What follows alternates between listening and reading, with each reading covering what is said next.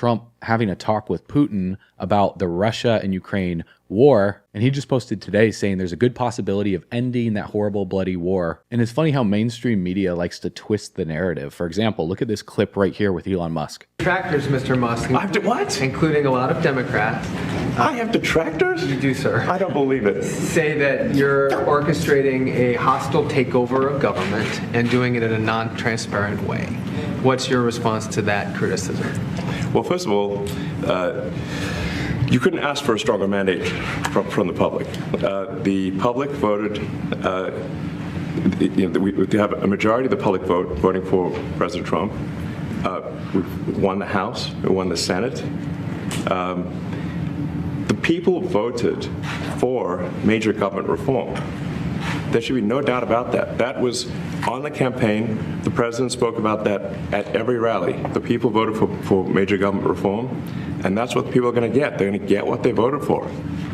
And a lot of times, people that don't get what they voted for, but in this presidency, they are going to get what they voted for. And that's what democracy is all about. So if auditing the IRS is a hostile takeover of government, then it's the best takeover we've ever seen. Just recently, the Doge website is live at doge.gov, and they've consolidated government charts into 16,000 offices. And coming soon, targeting for Valentine's Day, description amount of each cost reduction with the receipts where applicable, an overall savings scorecard. So if you guys want to let them know what else needs to be added or what you see, you can comment on the post right here. Go to @Doge on Twitter, and also make sure you're following us on Twitter as well too, @Bullrunners HQ. We made this post saying if XRP hits $5 before March 1st, we'll give away 100 XRP to one person who likes this post and is following us. So definitely check that out. And if XRP hits $5, we love to give away $500 worth of XRP to one of you guys. But check this out. On doge.gov, in their latest work, it's verified that these have all been canceled for the U.S. Department of Education. Instead of improving outcomes for students, here's where taxpayer dollars were going. $4.6 million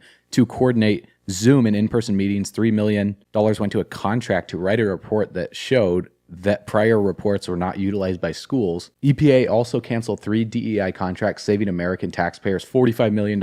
And also the team identified a $25,000 award entitled Empowering LGBTQIA+ Refugees in Greece, with the description to provide material, legal, and psychological support to the alphabet asylum seekers and refugees. This is ridiculous. So we're just going to see this constantly updated with the amount of money that they're finding. And also you guys can check the usdebtclock.org and you'll see the Doge clock right here as well too that they're finding. So $91 billion in climbing, with the US national debt at $36.4 trillion. So it's no wonder why 92% of the public that follows Elon Musk wants to see Doge audit the IRS, because taxation in and of itself is just theft anyways. And Ron Paul said it best: foreign aid is taking money from poor people in a rich country and giving it to rich people in a poor country. So that's why Elon Musk has been considering to have Ron Paul head up the audit of the Federal Reserve. So there's no question about it. The Department of Government Efficiency has to succeed. We have to go harder, because with the amount of money that the Federal Reserve has been borrowing and using, and the IRS and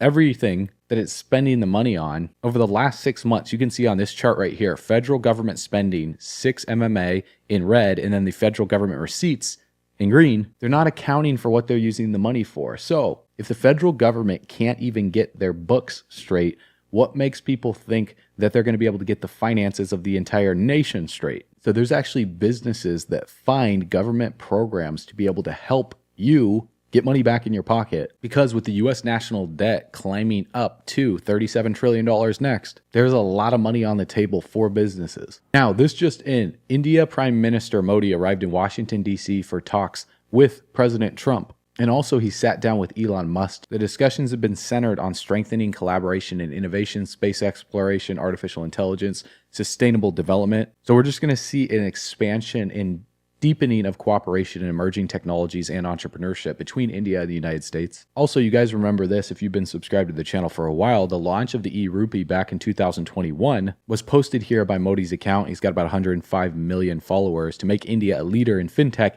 and leverage technology to boost the ease of living over there, to be able to make payments digitally. Now, this man right here, Ramana Kumar, is the chief executive officer of Magnati, which is the payment subsidiary of First Abu Dhabi Bank in Brookfield. He was the key driver in turning Magnati into one of the most innovative and progressive payment solution providers in the UAE. So listen to what he said about Ripple and XRP. We wanted our customers to get best of the service turnaround times as part of NBAD's commitment to the customer service.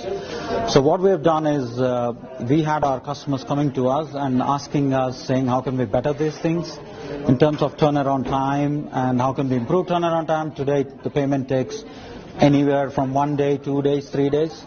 So that's when we started looking at how to innovate our turnaround times for the customers, and we started looking at blockchain as a technology and Ripple as a vendor who can do it. And that's how the whole idea started.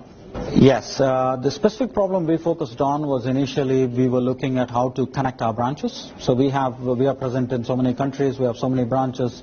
So when a customer makes payment from our NBAD UAE account to, say, an example, NBAD Oman, how can we solve that problem, and how can we give them almost real-time payment back to the beneficiary, and the end-to-end customer service levels increase and the customers are happy.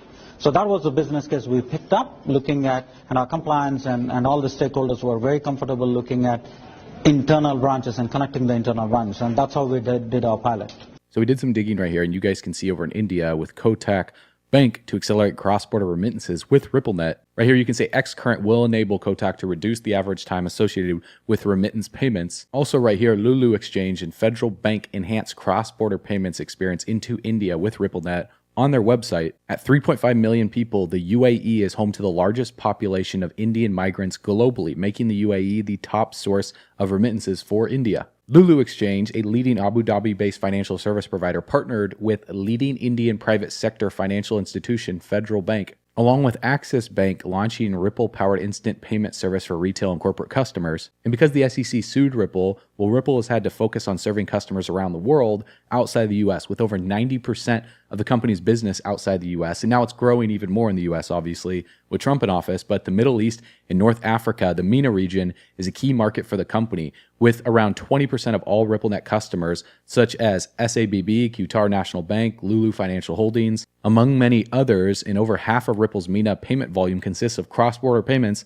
such as remittances from the UAE, Bahrain, and Saudi Arabia to India. And right here from India's Federal Bank, you guys can see right here under the sub, Federal Bank partners with Ripple to accelerate cross-border remittances all the way back in 2019. So I know this isn't new news, but it's important that you know this because 99% of people, they don't know about any of the stuff that Ripple's been doing behind the scenes because they've been too focused on something like Bitcoin or the SEC lawsuit, keeping them away from Ripple and XRP. So right here, Indian Bank and Financial Services Hub, ICICI Bank, is highlighted as one of the top BaaS providers in APAC. The bank boasts a suite of more than 600 banking APIs that are used in various industries, including e-commerce, travel, real estate, and fintech, and they are one of Ripple's clients. So APAC refers to Ripple's operations and strategic initiatives in the Asia-Pacific region. For example, Ripple received approval for a major payments institution license from the Monetary Authority of Singapore, which allowed Ripple to offer regulated digital payment token products and services in Singapore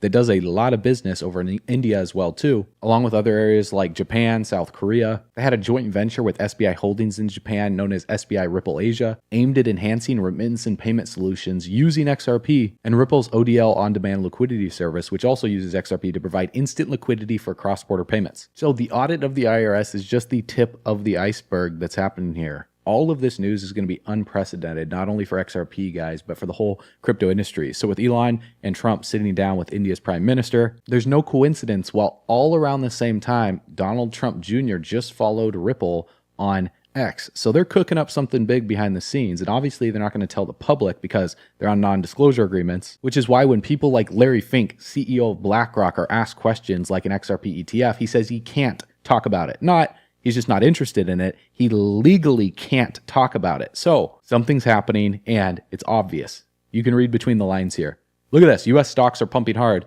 Will Bitcoin be next? Whales are manipulating the crypto market, but not for long. Patience will pay off. Breaking news just hit with the U.S. state Texas proposing a second strategic Bitcoin reserve bill with no buying limit. So if the U.S. national debt has no limit here, then there definitely should be no limit on how much Bitcoin or crypto they can accumulate. So with all this bullish news taking place, what's holding back XRP and the rest of the crypto market from taking off? Well, it's global liquidity. It's M2. If we look at Bitcoin and M2 global year-over-year change, we've yet to see expansive growth like the 2017-2021 bull market cycles. A major catalyst for all risk-on assets will be an M2 expansion to the upside.